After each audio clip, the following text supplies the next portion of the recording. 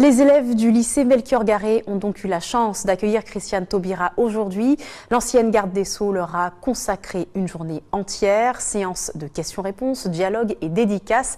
L'occasion pour l'auteur de nombreux ouvrages épluchés par ses étudiants de murmurer ses rêves et ses espoirs à la jeunesse guyanaise. Ayodele Germa. Vendredi après-midi, fin des cours, ils sont une centaine d'élèves de seconde et de terminale dans cette salle du lycée Melchior Garret et pourtant on entend voler les mouches. La jeune assistance captivée attend son tour pour poser des questions et est attentive aux explications.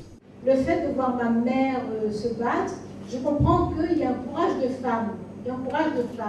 Pendant 2 heures, Christiane Taubira revient notamment sur son enfance, sur ce qu'elle appelle son premier acte de solidarité féminine que l'on peut retrouver dans les Sèmes et Météores parus en 2012. Il est également question de son opposition à la déchéance de nationalité dans Murmures à la jeunesse. Paru en 2016, cet ouvrage avait été jugé inaccessible à la jeunesse à laquelle elle s'adresse. Pour Jean-Philippe, élève en classe de terminale, il faut le lire plusieurs fois pour mieux comprendre. Madame Taubira est une femme de lettres, est une femme très cultivée, avec un très grand CV. Donc c'est normal qu'on ne puisse pas appréhender du premier coup sa pensée, qui est vraiment assez riche, assez complexe. Il faut quand même lire plusieurs fois pour pouvoir comprendre son œuvre, sa façon de penser, son raisonnement. Mais une fois qu'on comprend, qu'on prend du temps vraiment pour comprendre les tenants et les aboutissants de sa pensée, alors mieux sa vision du monde. Une vision du monde que partagent déjà certains.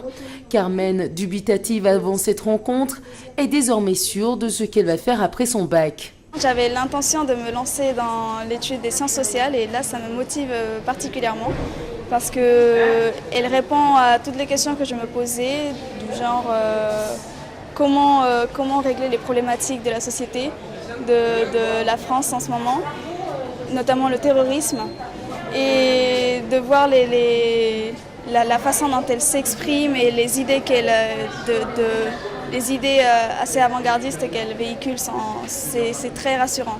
Et ça me motive à avancer dans mes études. Loin des questions sur ses alliances lors des prochaines élections primaires de gauche, l'écrivain et femme politique se dit heureuse de partager du temps avec ses futurs adultes, âgés entre 15 et 18 ans, et pourtant. Mais une très grande maturité, très grande maturité, une sensibilité, une réceptivité absolument impressionnante. Donc pour moi, c'est très stimulant dans la mesure où je n'ai presque pas d'effort à faire. Je surveille mon vocabulaire évidemment, mais je n'ai pas d'effort à faire parce que j'ai perçu chez eux cette subtilité, cette finesse. Ce sont des jeunes, physiquement, qui me démontrent que j'ai raison de croire en eux, que j'ai raison de percevoir chez eux un avenir plus radieux que notre présent actuel.